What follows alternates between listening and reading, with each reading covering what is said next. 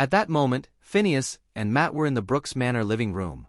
"Dad, do you think Big Bucks Brooks will lend us money?"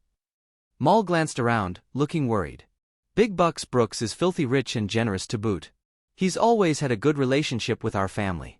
"It shouldn't be a problem to borrow some money," Phineas said, raising his cup and taking a sip. It was obvious that he was very confident. Although the Lacey family hadn't been restored to its previous glory, they were still above the average person. Outside, they still had some status. "If it weren't for our family's capital chain rupture causing our businesses to suffer majorly, we would never have to borrow money from others," Matt said, sighing. Not long ago, they'd suddenly received terrible news. Many of their big-shot partners had retracted their investments. All the business deals they'd made previously had gone bust. Their entire family suffered serious damage overnight. Now, they desperately needed a capital injection, or else the Lacey family would go bankrupt in less than a month.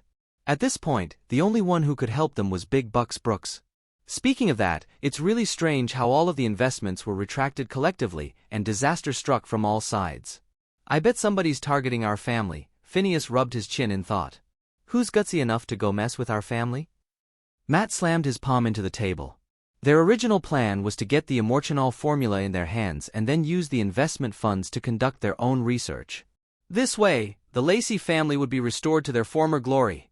However, after everything that had happened, their plan was ruined. "We still haven't been able to look into it yet. Once we raise the funds we need and get through these tough times, we'll drag that bastard out." An evil glint flashed through Phineas' eyes. "Dad, how much money does our family need to operate normally?" Matt asked uncertainly. "At least $3 billion. Phineas put up 3 fingers. "That much?" Matt's expression drooped. "Would Big Bucks Brooks agree to loan us $3 billion in one go?" Big Bucks Brooks controls 1/3 of all the cash flow in Millsburg. "What are $3 billion to him?" Phineas took a sip of tea and said casually. "Not to mention, I even came here personally. Would he dare to say no? He should be happy that our family is cozying up to him on our own accord instead." "That's true." Hearing those words, Matt let out a sigh of relief. The Laney family did have prestige out there. Big Bucks Brooks had to give them some respect. As the two were speaking, the door suddenly opened, and a few people entered. The one in the lead was none other than Roderick. The moment they met, Phineas stood up and extended a hand, his face full of smiles. "Hey, Mr. Brooks. Long time no see. You've gotten much more handsome."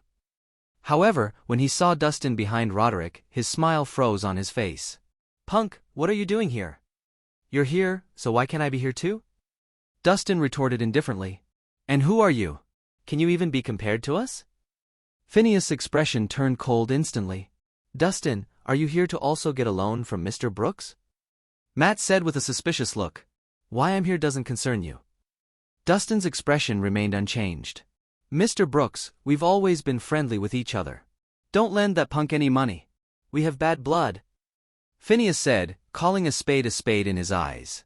Roderick would never go against the Laney family for a small fry. So, he definitely won today. "Phineas, are you sure that you have bad blood with Mr. Rhys?"